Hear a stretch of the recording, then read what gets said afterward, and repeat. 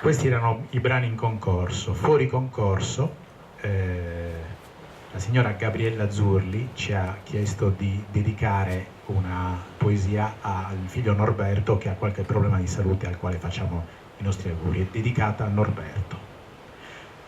Su Vallosu, colonia felina, i gatti scendevano al mare, tu li seguivi lieto col tuo obiettivo alla mano.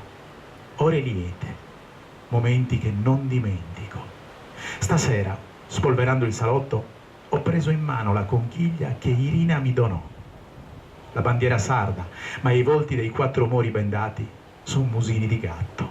Scendevano in mare i mici della colonia e tu sorridevi felice. Aspetto di tornare laggiù e rivedere ancora quel sorriso sul tuo viso. Gabriella Zurli, dedicata a Norberto.